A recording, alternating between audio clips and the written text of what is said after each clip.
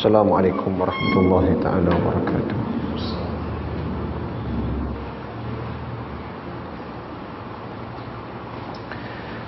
Ila hadratin Nabi Mustafa Rasulillah sallallahu alaihi wasallam wa kafatil anbiya'i wal mursalin wa li jami'il muslimin wal muslimat wal mu'minin wal mu'minat al ahya'i minhum wal amwat wa bi niyyati shifa wa raf'il bala wa nashr 'ala al a'da. Al-Fatihah. A'udzu billahi minasyaitonir rajim. Bismillahirrahmanirrahim. Alhamdulillahirabbil alamin arrahmanir rahim maliki yaumiddin.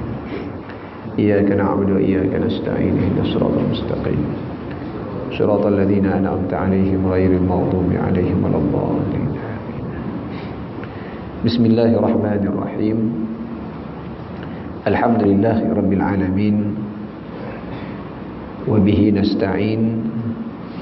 Wassalatu wassalamu ala sayyidil mursalin wa ala alihi wa sahbihi ajma'in. Subhanaka la ilma lana illa ma 'allamtana innaka antal alimul hakim. Wala haula wala quwwata illa billahil aliyyil azim. Rabbi shrah li sadri wa yassir li amri wahlul 'uqdatam min lisani yafqahu qawli.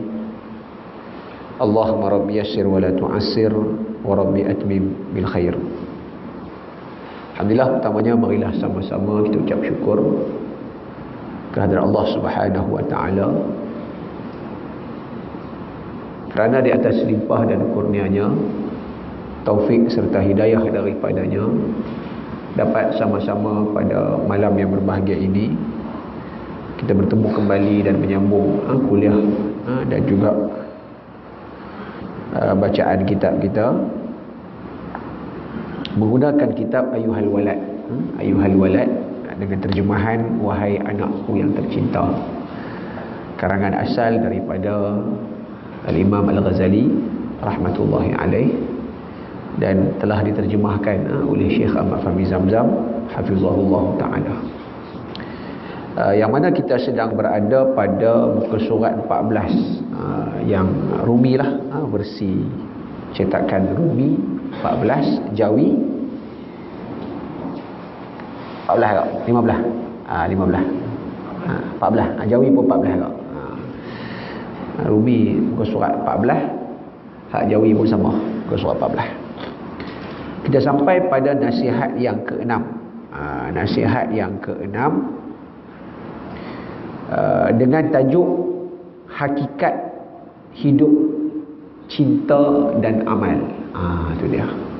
Imam Al-Ghazali dia memberikan nasihat kepada anak murid dia dalam surat yang diutuskan, dan pesanan kepada semua kita lah sebagai anak murid dia jugalah, anak murid yang mengaji banyak daripada karangan-karangan dia, iaitu berbicara berkaitan dengan hakikat kehidupan, hakikat cinta dan hakikat dalam melakukan amalan.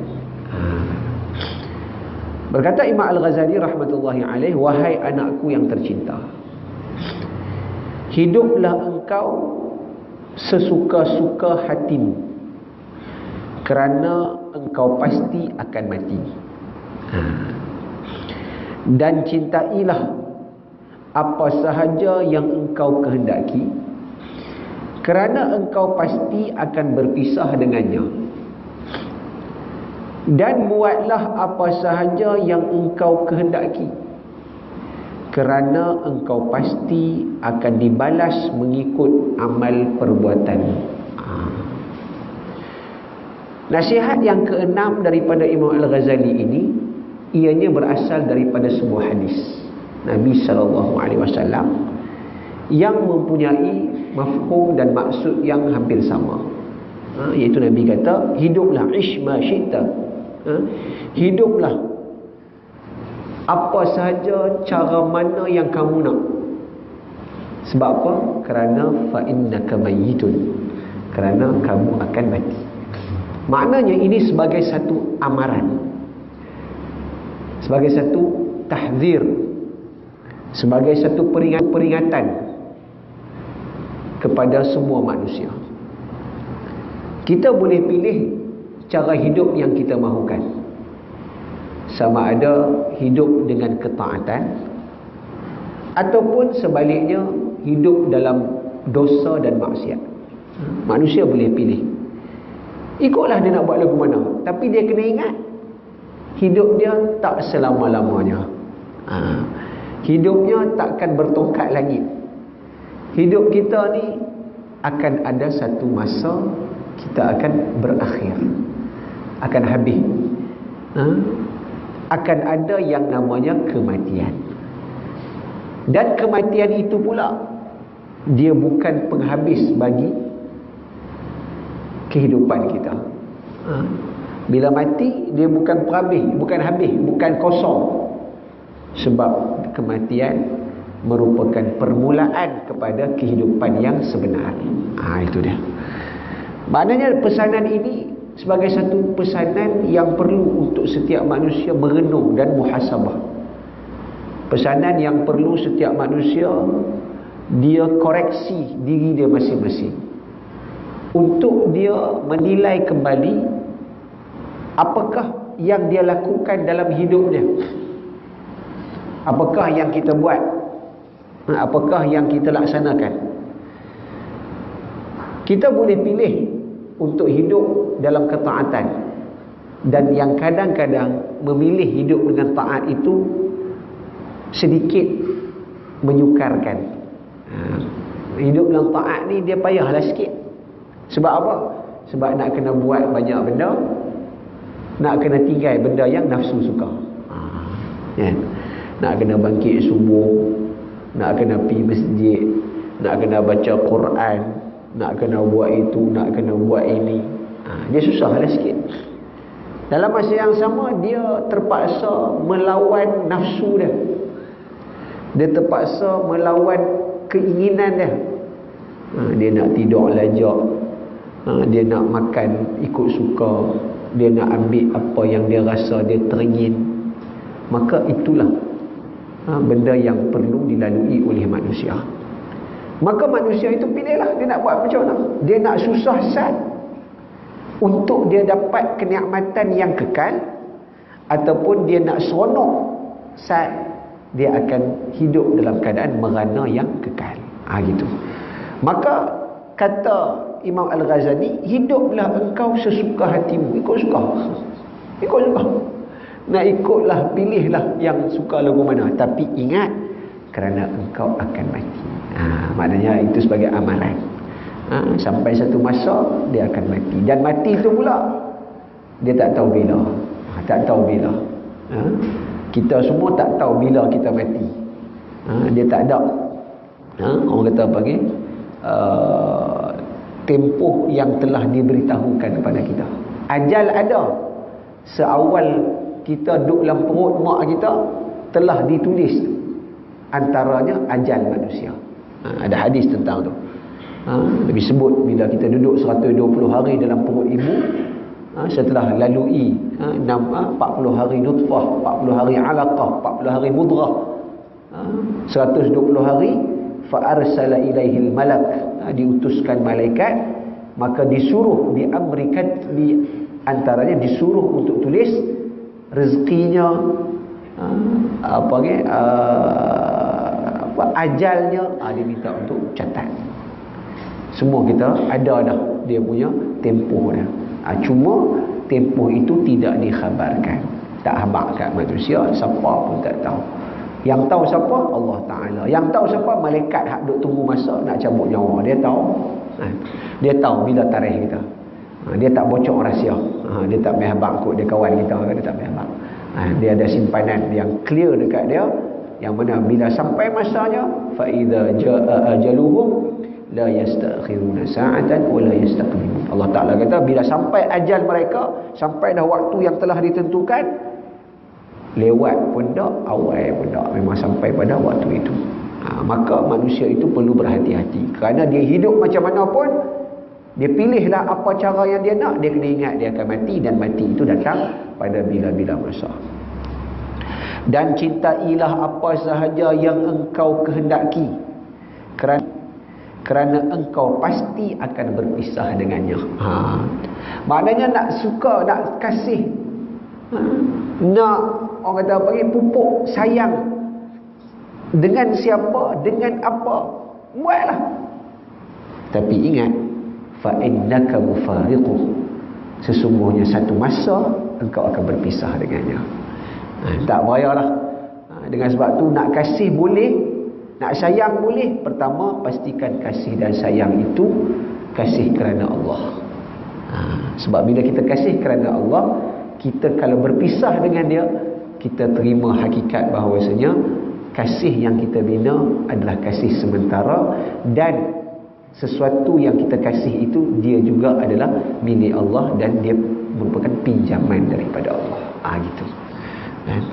Kita kasih tak apa, tak salah. Kasih orang yang kita kasihi, kasih anak, kasih ibu, kasih ayah, kasih pasangan hidup, kasih kawan, okey. Tapi kena hati-hati, kena ingatlah bahawasanya kita kena terima hakikat satu hari nanti kita akan berpisah dengan dia. Kita akan berpisah ni kerana apa? Kerana kematian lah. Ataupun faktor-faktor yang penting, kita akan berpisah dengan dia. Pasal apa? Pasal itu adalah kehendak Allah, dan kerana kita ni semua dalam perjalanan menuju kepada Allah Subhanahu wa taala. Semua akan berpisah. Cuma kasih yang dibina, yang kita nak supaya dia kekal, satu cara dah. Satu cara dah, iaitu kita pakat-pakat ingat memperingati. Pakat-pakat tolong ingat memperingati supaya pakat-pakat buat benda baik. Pakat-pakat tinggal benda tak elok, nanti insya-Allah kita akan bertemu kembali di dalam syurga. Hak tu je lah. Hak tu je lah yang kita boleh buat. Makna kalau kita betul sayang kat anak, kalau betul sayang kat pasangan, kalau betul sayang dekat kawan, kita saling nasihat menasihati. Wa tawasaw bil haqq wa tawasaw bis sabr. Saling. Wa tawasaw tu saling. Kita peringat kalau yang tak kena, kita tegur yang mana tak betul. Pasal apa? Pasal sayang. Anak kita buat salah, kita nasihat, kita tegur. Pasal apa? Pasal kita sayang. Kita kena habaq ada yang pak ni duk nasihat ni pasal sayang kat hang. Pasal kalau boleh, bila kita nanti sampai syurga, kita nak bertemu kembali. Kita tak mau nanti ada yang masuk neraka, wala yazubillah, ada yang masuk syurga. Tak mau. Kita nak kalau boleh semua kita berkumpul balik dalam syurga. Dengan sebab tu pak nasihat. Sebab tu bila ada benda tak elok, pak tegur. Bukan sebab tak sayang. Ada orang dia sayang, tapi pasal sayang dia tak tegur. Pasal sayang dia tak peringat. Sayang, takkan nak marah pun. Takkan nak marah kot anak kita. Dia buat salah pun tak marah. Pasal apa? Pasal anak. Pasal apa? Sayang. Tak betul. Itu bukan sayang.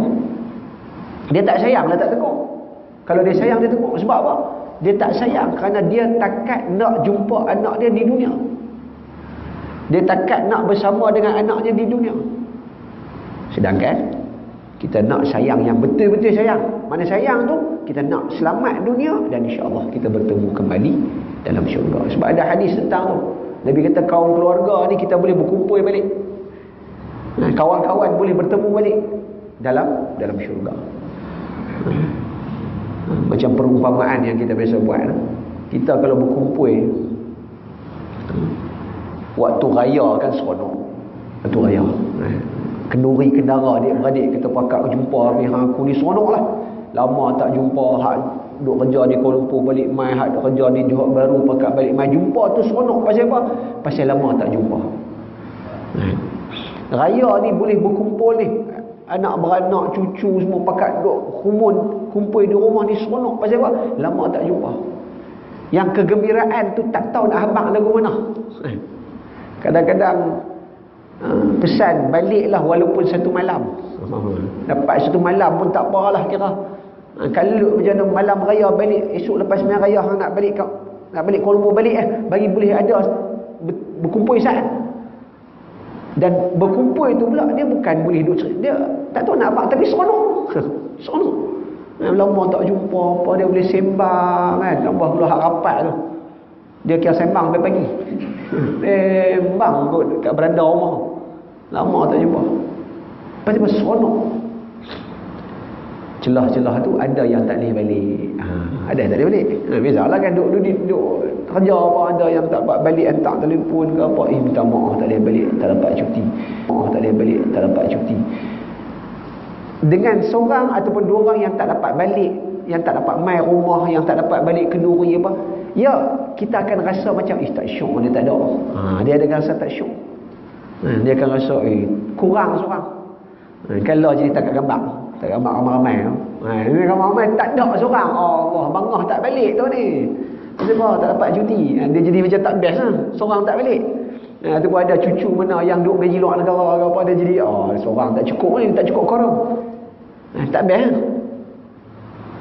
Itu perasaan seronok berkumpul. Perasaan bila ada yang tak dapat berkumpul kita rasa macam kurang seronok. Itu baru dunia. Cuba kita bayangkan kalau keadaan itu berlaku dalam syurga. Kita bayangkan keadaan dan suasana itu berlaku bila kita berkumpul dengan keluarga kita kembali dalam syurga.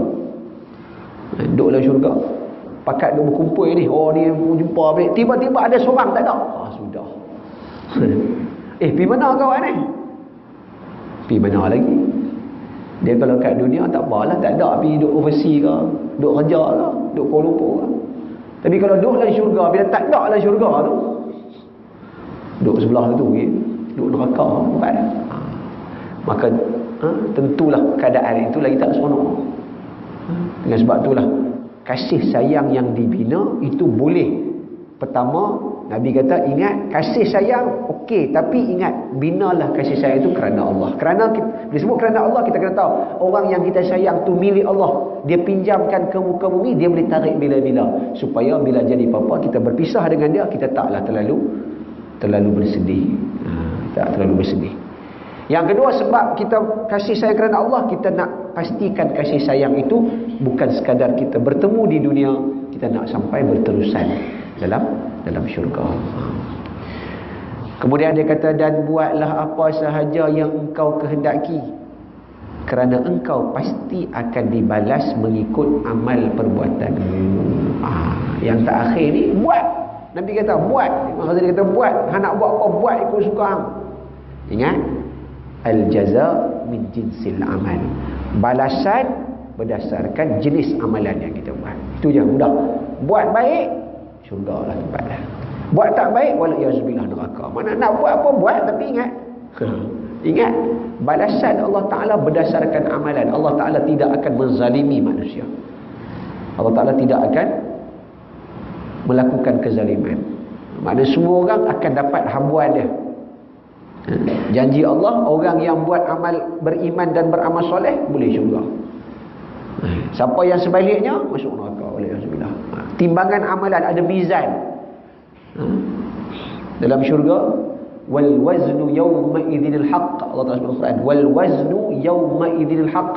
Timbangan pada hari itu, pada hari akhirat itu hak, benar. Akan ada timbangan. Siapa yang timbangan taatnya lebih berat, dia akan dapat masuk syurga. Siapa yang sebaliknya, hak jahat tu yang berat, hak maksiat tu yang berat, masuk neraka dulu. Sebab itulah benda baik ni kena buat. Kena buat. Nabi sebut la tahqiranna minal ma'rufi syai'a. Jangan memperkecil benda baik. Buat. Jangan memperkecil benda baik, buat. Walaupun benda tu kecil buat. Sebab apa? Boleh jadi hak kecil itulah yang akan menjadi sebab amalan kita berat, amalan kebaikan berat. Adapun sebaliknya, benda yang tak elok tinggal. Benda yang dosa tak usah buat. Kalau tergelincang buat pun cepat-cepat bertaubat. Jangan duduk syok dengan dosa. Dia manusia ni kadang-kadang ialah lemah. Kita lah manusia lemah, kita buat silap, kita buat salah. Kullu bani Adam khata'un, Nabi kata. Kullu bani Adam khata'un. Setiap anak Adam ni khata' ni atas timbangan fa'al. Fa'al tu tufidul kasrah, Arab kata. Mana banyak. Khata' ni banyak buat salah. Manusia ni gitulah. Salah ni sedia-sedia. Sebab apa? Kita lemah. Wa khuliqal insanu dha'ifa. Dijadikan manusia tu lemah. Lemah ni tak boleh lawan hawa nafsu. Kawan ajak buat benda ni buat, kawan ajak kata ke orang kata. Kawan tu sebut sepatah lah, kita balas balik 10. Kawan tu dia cek dah sepatah, kita 10. Maknanya kita tak tahan. Mana bila tak tahan, Nabi kata tergelincir, cepat-cepat taubat, cepat-cepat minta maaf. Kalau kesalahan dengan manusia, cepat-cepat minta maaf dekat orang tu.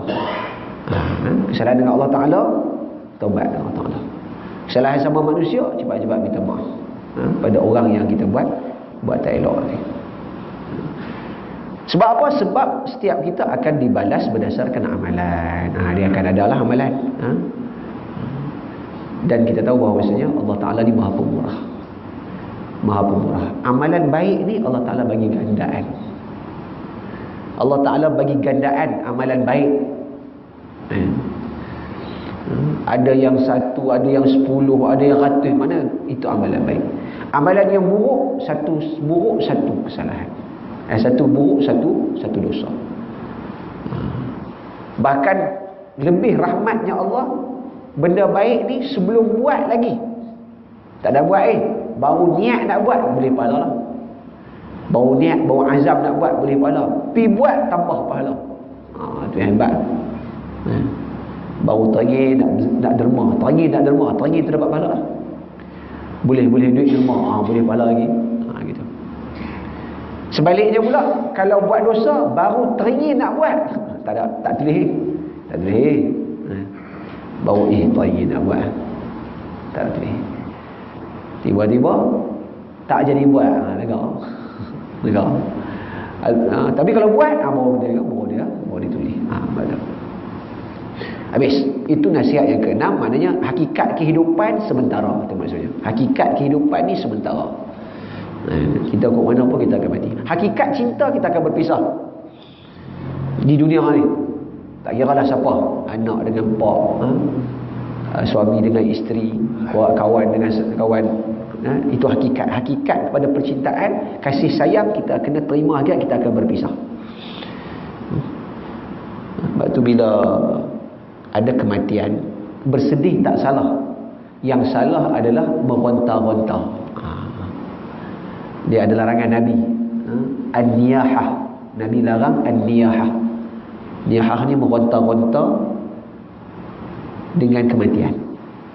Orang Arab terutamanya, dia ada satu budaya jahiliah, yang mana mereka ini kalau ada berlaku kematian, mereka akan menangis sampai meronta-ronta, sampai koyak-koyak baju. Bahkan lebih dahsyat lagi, ada yang sampai dia mengupah orang untuk berlakon meronta-ronta, untuk timbulkan apa istilahnya, suasana kesedihan. Dia bagi unsur drama tu lajak. Ada, saya biasa jumpa itu orang Arab tu, teriak-teriak tu, dia buat cari tarik kain tudung. Dia selalu perempuan lah. Dia buat tarik kain tudung apa, sekali habis tu dia kenyah hidup di pompi. Saya pun tak faham kenapa. Tu ada kawan tu Arab, kawan Arab lah cerita, dia kata dia kena upah. Dia kena upah untuk teriak, untuk menimbulkan suasana kesedihan itu. Itu dilarang dalam agama. Nabi tak bagi. Sebab apa? Sebab bila kita meronta-ronta, sama ada di belakang tu tak boleh lah, hak sungguh pun tak boleh. Sebab apa? Sebab seolah-olah kita tak terima hakikat takdir Allah. Sedih itu normal, sedih itu biasa. Nabi pun sedih. Nabi bila kehilangan anak dia Ibrahim, Nabi pun sedih. Tapi kesedihan itu tidak terbawa-bawa. Dia tak lajak. Dia okey, sedih, terima hakikat lah, nak buat macam mana, dah tak ada, sabar, terimalah hakikat. Gitu. Sebab tu satu lagi dia kesan daripada masalah ni, dia ada satu lagi perbahasan yang dinamakan sebagai Allahumma salli Muhammad, bila orang mati dia orang panggil apa? Ada apa? Orang panggil apa? Bila orang mati berkabung. Berkabung ni orang lelaki tak boleh berkabung, haram. Orang perempuan boleh dengan syarat dia hanya 3 hari saja. 3 hari. Lebih dulu tak boleh. Kalau suami dia adalah 4 bulan 10 hari dia punya iddah dia. Jadi keluarga dia 3 hari. Orang lelaki tak boleh. Berkabung tidak dibenarkan. Maksud berkabung ni menunjukkan rasa apa? Ialah menunjukkan rasa sedih. So, itu berkabung. Al-ihdad Arabnya dalam bahasa fiqh, al-ihdad, ihdad. Dia ada bab kita baca kitab fiqh, ada bab al-ihdad. Ihdad tu berkabung. Berkabung ni orang lelaki tak boleh. Orang lelaki ni dia diajar untuk ialah kuatlah kuat. Orang lelaki ni dia kena kuat. Okey, sedih okey tapi kuat. Okey. Orang perempuan lah biasanya sedih. Okeylah. Perempuan kerana dia itu memang jenis emosional, orang perempuan ni emosinya tinggi, dibenarkan untuk dia berihdad itu 3 hari. Maksimum lah. Kalau dia boleh tahan, dia boleh relax, itu lagi bagus. Itu lagi terbaik. Tapi kalau dia nak lajak pun 3 hari. Lepas tu dia kena belajar pelan-pelan untuk yalah, kena lawan lah pada tu. Dia sedih tak apa tapi dia kena lawan. Kena lawan dia punya perasaan. Orang lelaki kena kemahan, kena kuat lah. Kena kuat lah. Ni orang lelaki pun seminggu lah. Teriak. Siapa? Isteri mati. Isteri mati. Habis seminggu teriak meleleh mata. Habis 2 minggu meleleh liak. Orang tanya apa-apa? Nak menikah lagi. Seminggu pertama ayat mata. Masuk minggu kedua ayat liak. Orang tanya apa-apa? Nak menikah pula. Itu orang lagi. Tak apalah, maknanya kita terima hakikat kematian itu ialah satu benda yang menyesalkan, betul. Sedihlah anak tak meninggal, pasangan meninggal, itu sedih, ayah ke mak ke tak ada, dia menyedihkan, itu biasa. Tapi kena belajar bahawasanya kasih dan cinta itu bersifat orang kata pergi sementara, kerana Allah Ta'ala akan tarik balik bila-bila masa. Yang hidup ni semuanya adalah pinjaman. Allah Ta'ala bagi pinjam sat, bagi duduk kat muka bumi ni, dan dia boleh tarik pada bila-bila masa dan pada waktu yang dia kehendaki. Cuma itulah kita sebut ni, kalau betul sayang, kita doa lah, mudah-mudahan kita akan dapat berkumpul kembali dalam syurga. Dan hakikat amal adalah akan dibalas. Itu dia. Hakikat beramal, hakikat kita buat kerja, buat apa-apa pun akan dibalas. Waktu orang yang betul-betul bijak, dia akan buat benda yang disuruh oleh Allah. Benda suruh ni ada 2. Satu yang wajib, dia akan buat betul-betul, tak mau tinggal. Yang kedua yang sunat, dia akan memperbanyakkan. Dia akan banyakkan. Dengan satu konsep sunat ini, kalau orang yang bijak, dia akan tukar ataupun dia akan berbetulkan cara berfikir kepada konsep benda sunat. Banyak orang bila sebut benda sunat, dia anggap benda tu ada masa buat lah. Tak ada masa tak buat kan? Maknanya dia tak buat dulu sehingga ada masa baru dia buat. Itu biasa orang fikir sunat betul. Sunat je, tak apa nanti lah, bila-bila buat kan? Tak dan kot, tak apa nanti lah. Sembahyang tahajud tak apalah nantilah. Sembahyang ba'diyah apa nanti, dia kira ada masa buat. Sedekah sunat ada lebih nanti sedekah. Itu orang faham lagu tu. Tapi orang bijak tak. Orang bijak jadikan benda sunat ini benda yang dia nak buat. Sekali-sekala tak raya tertinggal tak apa. Dia nak buat. Sekali-sekala tak larat, tak buat. Saya sunat kan.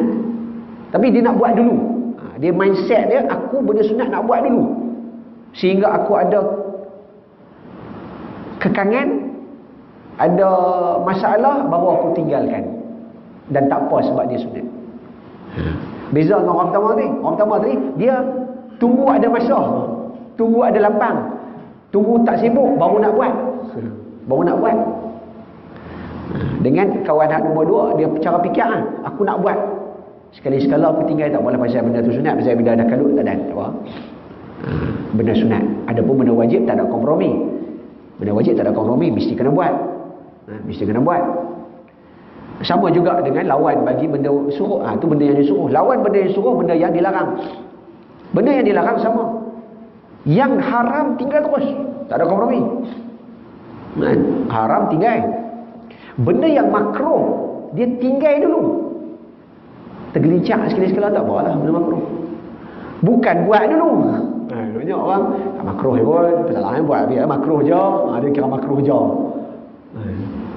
Dia kira nak buat benda makruh, sekali-sekala dia, maknanya buat benda makruh, sekali-sekala tinggal. Tak betul. Benda makruh tinggal dulu. Tak mau buat. Sekali-sekala terbuat tak apalah, dia makruh. Gitulah. Itu yang suruh dengan yang larang. Orang bijak dia tambah lagi. Dia tambah lagi. Benda harus. Benda harus ni ma la yusabu fa'ilu wa la yu'aqabu tarikuh. Takrif yang diberikan oleh para ulama. Tak disuruh benda yang harus ni buat pun tak dapat pahala, tinggal pun tak dapat dosa. Kalau buat pahala tak ada. Kalau tinggal dosa pun tak ada. Maknanya harus ikutlah, nak buat pun tak apa, tak buat pun tak apa. Buat pun tak apa, tak buat pun tak apa. Orang bijak, benda yang macam ni dia buat tak? Dia buat. Tapi dia cuba jadikan benda harus itu ada berpahala. Ada berpahala. Dengan macam mana? Dengan cara, satu, dia ada dua kaedah. Satu, kalau benda yang harus itu ada tata cara yang diajarkan oleh Nabi, yang namakan sunnah, ada tata cara, dia akan ikut tata cara Nabi. Atas sebab sayang dan kasih pada Nabi, atas sebab Nabi yang ajarkan. Satu, maknanya kalau ada tata cara. Contoh macam apa? Macam makan. Makan ni harus. Tapi ada tak tata cara yang Nabi ajar? Ada. Makan dengan tangan kanan, makan yang wakul mimma yalik, Nabi kata, mulakan makan dengan yang dekat. Itu tata cara. Tata cara. Kalau banyak, dia mulakan dekat. Dia bukan nampak hak paling jauh. Dia tengok hak dekat dia. Tengok hak dekat dengan dia. Ulam dia. Ulam dia. Udang galah hujung. Dia untuk dia punya suara. Bukan salah. Tapi sunnahnya Nabi ajak wakul mimma yali, makan mula hak dekat lu. Sekali dia pelan-pelan dia pergi. Kau tahu apa? Ini dah saya kata udang galah tadi aku tak ambil, orang lain ambil dulu. Dia pun tengok kira pula dekat pinggan tu kira ada 5 ekor. Orang ada 7 lagi. Pakai aku tak ada dah. Dia pun diam lah tengah ambil. Tu dia tak ikut sunnah. Maknanya yang ada tata cara, yang ada tata cara dia ikut. Masuk beli ayak kaki kiri, tu masuk beli ayak ni haruslah. Masuk beli ayak ni ikutlah masuk beli ayak. Apa tak masuk apa, tapi benda tu harus masuk beli ayak. Okey, maka dia masuk. Masuk tu ada tak tata cara? Ada. Nabi ajak masuk tangan, masuk kaki kiri. Ada doa. Mana dia ikut tata cara. Tu satu. Yang kedua, dia ada niat. Dia tambah dengan niat. Niat apa? Niat buat benda tu untuk capai satu benda yang baik. Contohnya bila nak makan tu harus. Dia makan, tapi dia niat apa? Aku makan, mudah-mudahan aku dapat tenaga, aku boleh buat kerja yang baik, aku boleh solat, aku boleh bantu keluarga, aku boleh beri khidmat. Dia ada niat tu, dia tahu tujuan dia makan. Mana dia disertakan dengan niat-niat yang baik, niat-niat yang soleh, niat-niat yang bermanfaat, maka dia akan dapat pahala. Maknanya itu yang disebut tadi, orang yang bijak dia akan jadikan benda yang harus pun bagi ada unsur pahala. Bagi dia masuk unsur-unsur pahala dengan cara apa? Dengan cara kita sebut tadi. Yang pertama, kalau ada tata cara yang diajarkan oleh Nabi, dia buat. Kalau ada tata cara lah, ada kaedah, ada bentuk. Dia dengan sebab tu dia benda tu dia kena baca hadis-hadis syama'il. Hadis-hadis tentang syama'il Nabi. Syama'il Nabi ni tentang kehidupan Nabi. Benda tu kadang-kadang Nabi tak sebut secara langsung. Contoh, kerana Rasulullah SAW yuhibbut tayamun fi tana'ulihi wa fi ahwali kulliha, kama qala. Nabi ni suka menganankan, mendahulukan yang kanan daripada yang kiri pada memakai kasut, pada berjalan, apa saja, bahkan pada apa keadaan Nabi suka mendahulukan kanan. Maka kita pun nak buat apa? Dahulukan yang kanan. Dahulukan yang kanan sebelum kiri. Mana pasal ada tata cara. Apa lagi? Nabi sebut kullu amrin zibal walam yabda bi bismillah fahuwa aqta. Setiap benda yang ada manfaat, ada kebaikan. Apa sajalah. Walaupun benda tu harus ada kebaikan. lalu tidak dimulakan dengan bismillah, maka dia rugi dan sia-sia. Maka dia dahulukan dengan bismillah. Dan apa saja dia nak buat, dia dahulukan bismillah. Dia makan bismillah, dia naik kenderaan bismillah, dia start kereta bismillah. Dia start kereta bismillah. Ada seorang kawan contoh, arwah dah meninggal, sahabat saya lah, Ustaz Mukhtar Abu Bakar rahimahullah ta'ala. Di satu kali dia pergi hantar kereta rosak, pergi hantar dekat satu Cina tu baik-baik. Lepas tu dia kata tak boleh start juga. Cina tu kata lagi macam ni, you lain kali you nak start, you kena sebut bismillah. Bismillah bunyi. Dia kata kan toli aku. Toli mana teguran lah, mungkin Allah telah hantar Cina tu tegur lah dia pun. Lepas tu kena baca bismillah. Mana dah start tu bismillah dengan nama Allah. Mana tu start kereta, tak payahlah apa saja, mana jadikan satu amalan bismillah. Bismillahirrahmanirrahim, bismillah. Tapi janganlah sampai buat benda tak elok pun bismillah. Tanya rokok bismillah. Bismillah. Tu tak kena lah kan. Bismillah. Masya Allah barik lana pula je doa masya Allah. Tak kena. Tu tak kena. Itu contoh. Maknanya itu dinamakan sebagai amal. Amal yang kita buat akan dibalas. Kita tahu. Bila nak balas tu, kita kena buat yang terbaik. Yang terbaik tadi, pertama, dia ada yang unsurnya wajib, memang kena buat. Ada benda yang unsurnya sunat, kena memperbanyakkan. Ada unsurnya yang yang haram, kena tinggal. Ada benda yang makruh, kena usaha tinggal. Dan juga ada benda yang harus, boleh buat, tapi tambahkan dengan nilai-nilai yang baik untuk dapatkan kebaikan yang lebih. Habis. Itu nasihat yang ke-6. Kemudian nasihat yang ke-7. Kita boleh sikit. Nasihat ke-7 dia kata dahulukan belajar ilmu yang fardu ain. Ni kan dia pesan ke anak murid dia. Imam Al-Ghazali pesan kepada anak murid dia, yang anak murid dia minta untuk nasihat. Maka antara nasihat dia kata dahulukan belajar ilmu yang fardu ain. Ilmu ni ataupun sesuatu amalan, termasuk tak kira ilmu ke, perbuatan ke, amalan ke, dia ada dua. Dia ada fardu ain, dia ada fardu kifayah. Fardu tu kita fahamlah, maksud fardu tu wajib. Tak ada pilihan, kena buat. Tapi apa makna ain, apa makna kifayah? Ain maknanya individu, per individu. Tu ain. Ain tu diri. Dan ainun mata, ainun juga diri. Mana kefarduan yang diwajibkan asasnya adalah individu, per orang. Per orang. Maknanya ada amalan yang setiap orang kena buat. Bila semua ilmu, ada ilmu yang fardu ain, maknanya yang semua orang kena tahu. Mesti kena tahu. Tak ada pilihan. Wajib tahu. Maksudnya wajib tahu setiap orang. Dia kena tahu. Ada yang bersifat fardu kifayah. Kifayah daripada perkataan kafa. Kafa yakfi kifayatan. Kafa ni maksudnya memadai. Ada kefarduan yang memadai. Maksudnya ada orang buat, okey, terlepaslah tanggungjawab. Bukan semua kena buat. Ada sebahagian orang dah buat, okey dah. Ataupun dalam istilah yang lain, fardu ain kefarduan kepada individu, fardu kifayah kefarduan kepada masyarakat. Gitu. Dalam konteks masyarakat. Fardu ain maknanya setiap individu kena buat. Fardu kifayah ni konteks masyarakat. Dalam masyarakat tu mesti kena ada orang buat. Tak semua kena buat, tapi mesti kena ada. Kalau orang dah sebahagian dah buat, dah terlepas kesalahan. Tapi kalau semua tak buat, semua dosa.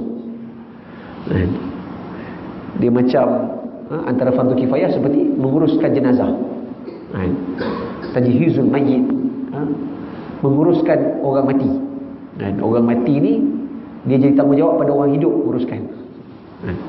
Sebab tu orang hidup dia jangan sombong, kerana dia tahu bahawasanya dia bila dia mati, dia harap orang lain tolong uruskan.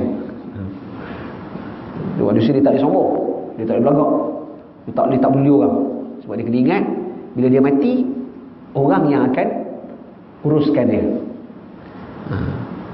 Kalau dia rasa nak sombong, pesan kat dia. Kalau dah mati nanti boleh masuk kubur sendiri, ikut suka.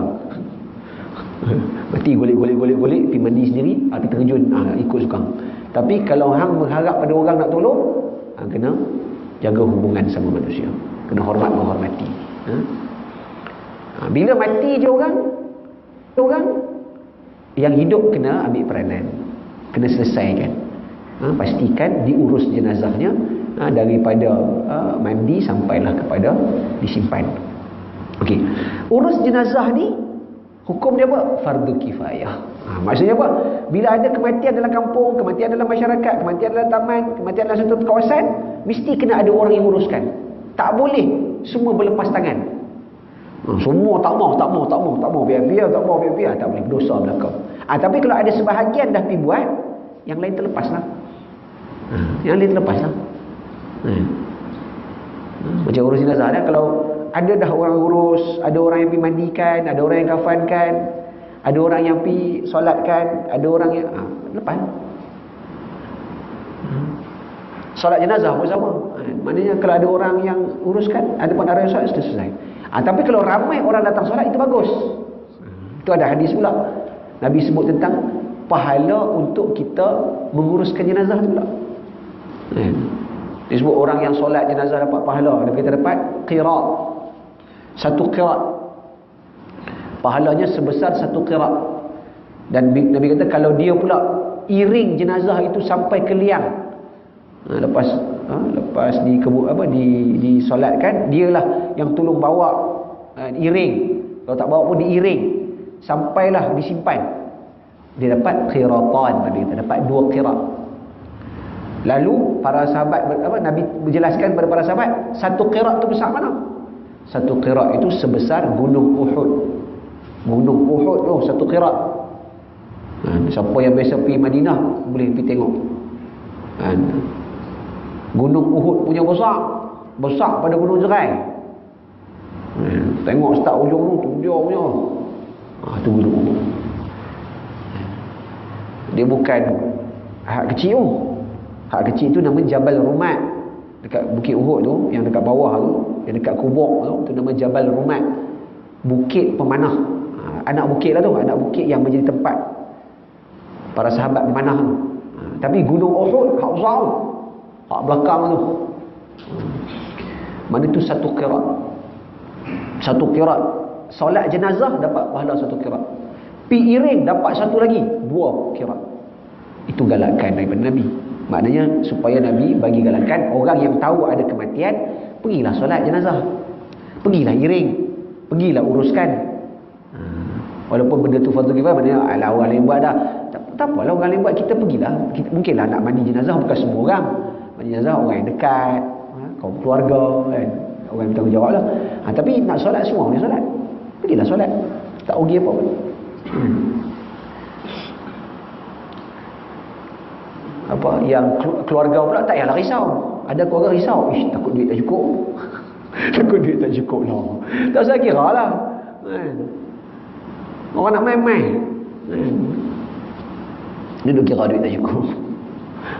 Duit tu hadiah ya. Tak bagi pun tak apa. Tak bagi pun tak apa. Dah lebih baik tak bagi ya. Kalau boleh yang kita dapat pun bagi balik kita dapat orang bagi balik. Bagi balik kepada keluarga. Kita sedekah kat dia. Itu lebih baik sebenarnya. Sebab dia dah sedang ditimpa musibah. Dia tu sedang ditimpa musibah. Kita bagi balik. Kita bagi balik hadiah kepada dia. Sebab kita mai tu ikhlas, dapat dah lu pahala. Apa sangat RM5, RM4 tu dengan pahala sebesar Gunung Uhud. Dapat dah. Jangan sampai tak ikhlas lah pula. Tu pakai tak dapat lah. Mai tu tiba. Pasal dia kata semayang RM5. Semayang hadiah tak dia bagi pula. Minyak kereta dia bagi. Dia cucuk pisang ada asin pula. Dia duk kira lagu tu. Saya ada kan tu. Ada hak jenis lagu tu. Jenis. Dapat tong mati dia ligan ni. Satu van penuh. Cari tak mana. Pergi pula lagi ya, dia ada pula, dia ada pula sampul-sampul khas pula. Orang biasa ada depa ni pula dia ada sampul. Dia kalau dia pergi pasal kerana tu pakai tak dapat pahala. Tak ikhlas. Pasal dia jadi apa? Jadi lari niat dah. Niat dia bukan nak memberikan penghormatan terakhir kepada si mati dengan solat dan mengiringi jenazah tapi dia pergi kerana nak dapat habuan dunia. Sedangkan Nabi sebut orang yang melaksanakan solat jenazah tadi dapat pahala macam sebesar gunung Uhud, dia iring pula jenazah, Allahu Akbar, dia akan dapat 2 besar gunung Uhud. Itu pahala. Itu fardu kifayah. Tapi kalau tak ada orang buat, mana ada sikit je orang, tak apalah, sikitlah, yang penting ada orang urus. Jangan sampai tak diuruskan. Dia kadang-kadang berlaku juga dalam masyarakat lawan tolak. Terutamanya bila yang mati tu orang miskin, yang bila mati tu tak ada keluarga. Saya ada pengalaman sembang dengan pegawai yang jaga bilik mayat. Waktu saya jaga kubang basuh tu, saya adalah kami ada bagi di zakat ni kita ada kit jenazah, kita bagi dekat hospital lah, dekat bahagian pengurusan rumah mayat ni. Waktu kita pergi hantar tu sembang dengan ada satu orang yang duk kerja tu, dia kerja bahagian jaga bilik mayat tu belas tahun dah. Tak silap dia sebut 17-18 tahun dah. Memang daripada dia kerja tu, dia kerja bahagian jaga bilik mayat. Dia pun kata, ustaz nak merasai pengalaman baru bila-bila mailah tidur ni. Nak merasai pengalaman baru dah kan. Mailah tidur kan ni. Sebab memang dia kata apa? Dia kata orang boleh kata macam-macam, tapi pengalaman dia duduk di bilik mayat memang ada peristiwa-peristiwa menarik sebenarnya. Sebenarnya belah tahun dia kerja. Dia sampai tahu dia cerita sikitlah dia pengalaman dia cerita dia. Dia kata depa ni beberapa orang yang jaga bilik mayat ni, depa sampai tahu kalau pada malam tu akan datang orang hantar mayat, depa sampai tahu. Dia macam mana? Seolah-olah macam ada orang main habang. Kan depa yang jaga bilik mayat ni, kan bilik mayat kan selalu jauh kan. Belakang kan, memang seram lah Nabi tu. Depa ni selalunya kalau tak ada apa-apa depa pergilah pusing-pusing kan. Depa taklah duduk esok, depa pergilah. Kadang-kadang kalau macam hospital tak besar sangat, mungkin keluar kan, pergi minum-minum apa. Tapi yang jaga shift malam, depa kalau kata sagi kata aksiden berlaku ke pukul, kan boleh aksiden pukul 3-4 pagi orang kata, depa ni depa kata kalau malam tu akan ada jenazah hantar, depa macam dah diberitahu awal-awal. Dia adalah tanda-tanda. Antaranya dia kata contoh lampu terpadam tiba-tiba penuh pasang. Sagi ada mana dia tahu kalau jadi tu jangan pergi jauh-jauh lah, sagi ada lah sejam 2 lagi ada ambulans hantar ada. Itu antara pengalaman dia lah. Itu biasa. Kadang-kadang dia kata ada jenazah yang kadang bila forensik lama sangat tak selesai. Ni dia nak seramat, tapi dia kata ustaz tak percaya, dia kata terpulang. Tapi itu yang berlaku dah. Kadang-kadang kita duk buat kerja kan, ada yang kes-kes tak selesai, dan tak selesai tu satu tak dituntut. Itu kadang masalah, bila tak dituntut tak tahu nak bagi kat siapa nak urus. Dia kadang-kadang dia bunyi macam seolah-olah suruh selesaikan cepat. Tapi dia kata dia pun dah biasa kira buat mangli, buat tak tahu kan. Saya dengar betul, dia kata kalau nak rasai bolehlah bila-bila main tidur lah. Bolehlah rasai pengalaman baru. Kita pun duduk tak apa dah. Tak apa lah lain kali lah. Cari pengalaman hal lain lah. Dia nampak gerun. Dan yang seronok yang jaga bahagian hospital saya tu lah. Hak jaga dia apa, yang jaga bahagian bilik mayat tu lah, dia ada cleaner dia kan. Hak cleaner dia, hak jaga tu pun muka seram-seram semua. Ada makcik cleaner tu dia tengok-tengok, kita tengok dia macam makcik ni renung aku takut. Dia muka dia tu macam gambar hantu. Mungkin perasaan kita tak tahu lah kan. Tapi itu. Dia orang macam tu semua. Bila kes di rumah mayat, dia ada kes-kes orang miskin ataupun orang tu keluarga tak ada, siapa nak uruskan? Tak ada siapa nak urus. Sebab mereka punya polisi, mereka boleh urus, tapi kena ada kerjasama daripada pihak luar. Kalau orang Islam kena ada masjid, dan bukan boleh duduk pergi tanam ikut suka. Kadang-kadang tak ada siapa tuntut. Bahkan yang lebih sedih dia orang cerita, itu yang kadang-kadang itu yang kami bila di zakat ni kami bantulah. mana hospital kita bantu sediakan kit jenazah apa. Sebab kadang-kadang dia orang pula tak ada peruntukan nak urus jenazah kain kapan pun dia tak ada peruntukan. Maksudnya patutnya kaedah dia orang hidup lah kena uruskan, mana keluarga ke apa pun ambil lah, urus lah. Tapi dia tak ada, dia pun pula tak ada peruntukan, terpaksa collect duit sendiri, pakai duit pekerja-pekerja tu, collect uruskan jenazah. Sebab tu kita zakat kita bagilah, mana kita bagi kit jenazah apa supaya nak memudahkan jenazah apa supaya nak memudahkan. Yalah, taklah dia orang kena keluar duit. Tapi bila kes macam tu, bila tak ada orang tuntut, selagi mana tak tuntut, orang kira semua bersalah lah, berdosa lah, dosa. Kena ada orang uruskan, mesti kena ada orang uruskan, mesti ada orang uruskan. Lepas tu dia cerita, dia ada kes yang memang tak tahu identiti. Tak tahu identiti, biasanya orang luar lah datang. Kadang-kadang orang luar apa mati-mati kawan-kawan dia, kadang-kadang cerita depa mai tinggal dia semua tinggal terus. Yalah, orang luar dia mungkin Indonesia ke Bangladesh, dia tak tahulah. Bila mati kawan-kawan depa ni, depa pun malas nak sambut, tinggal terus. Kadang-kadang lebih kes tu bila check balik ada kes immigration apa semua lagilah. Mati tinggal depa pun pergi terus. Yalah, depa ni kena hak yang ni kena urus. Kalau orang Islam carilah masjid berdekatan. Dan tak mudah juga lah nak dapatkan kerjasama daripada pihak masjid berdekatan. Yalah, masjid berdekatan yang tu yang kata masjid yang dekat dengan hospital kalut dah sikit, sebab kadang-kadang dapat kes-kes macam tu, kes-kes yang mai luar jangka. Yang non-muslim, cara non-muslim, mayat yang non-muslim dia ada cara dia pula. Itu satu yang lebih sedih dia dah. Ada hak jenis tinggal apa, hak jenis tak tahu tak apa, ada hak jenis keluarga tak mau tuntut. Tu saya nak sedih. Keluarga tak mau tuntut. Dia tanya pasal apa tak mau. Antara dia kata macam contoh ke harta. Si mati, harta dia tak bagi kat kawan ni, dia dah bagi kat orang lain.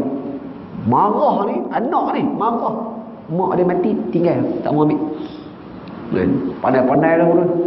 Ada ambil tahu tu. Kita dengar sedih. Ada pula yang ni yang menarik dia cerita ni, tapi dia kata berlaku kat bukan Islam. Kira harta tak mau ambil sebab apa? Tak tinggal harta. Tapi dia kata setiap orang yang kalau tak mau ambil, dia kena sign. Hang sign memang hang tak mau ambil supaya dia boleh uruskan.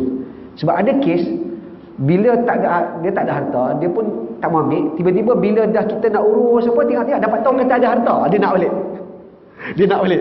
Dia nak balik lah apa lagi, dia kata pasal ni nak urus, pasal dia nak tunjuk dah dia punya simpati pasal dia nak beli harta. Ada orang tu kata itulah segmen masyarakat, segmen manusia yang kalau kita pergi duk selami ni, rupanya manusia ni macam-macam passion. Nak urus orang mati pun tak mudah. Sebab tu dalam Islam, urusan orang mati mesti dilakukan oleh orang hidup, dan itu adalah fardu kifayah. Selagi mana orang hidup, orang mati itu tidak diuruskan, berdosalah orang Islam yang lain. Semua kena uruskan. Sebab tu semua agensi yang terlibat, masjid ke, zakat ke, apa ke, kena fikir macam mana nak bantu kawasan tempat-tempat yang adanya kematian-kematian yang macam ni lah. Yang jadi selalunya hospital lah yang selalu tempat tumpuan untuk kematian-kematian yang seumpama tadi. Itu perbezaan fardu kifayah dan fardu ain. Saya rasa berhenti dekat tu, nanti kita akan sambung balik nasihat yang ketujuh. Kita akan tengok yang dikatakan ilmu fardu ain tu apa dia, ilmu fardu kifayah tu apa dia. Tadi kita cerita secara umum maksud fardu ain dan fardu kifayah. Nanti kita akan bincangkan apa yang dimaksudkan oleh Imam Ghazali dahulukan belajar ilmu yang fardu ain. Ilmu fardu ain itu jenis mana? InsyaAllah kita akan huraikan dalam pertemuan akan datang, insyaAllah. Wallahu ta'ala a'la wa a'lam bissawab. Al-Fatihah. أعوذ بالله من الشيطان الرجيم. بسم الله الرحمن الرحيم. الحمد لله رب العالمين الرحمن الرحيم مالك يوم الدين. إياك نعبد وإياك نستعين. اهدنا الصراط المستقيم صراط الذين أنعمت عليهم غير المغضوب عليهم ولا الضالين. بسم الله الرحمن الرحيم. الحمد لله رب العالمين وبه نستعين والصلاة والسلام على سيد المرسلين وعلى آله وصحبه أجمعين. اللهم انفعنا بما علمتنا وعلمنا مما ينفعنا وزدنا علما وارزقنا فهما. اللهم ارزقنا فهم النبيين وحفظ المرسلين وإلهام الملائكة المقربين واهدنا بهداية العارفين. اللهم اجعل جمعنا هذا جمعا مرحوما وتفرقنا من بعده معصوما. ربنا آتنا في الدنيا حسنة في الآخرة حسنة وقنا عذاب النار. صلى الله على سيدنا محمد وعلى آله وصحبه وسلم والحمد لله رب العالمين.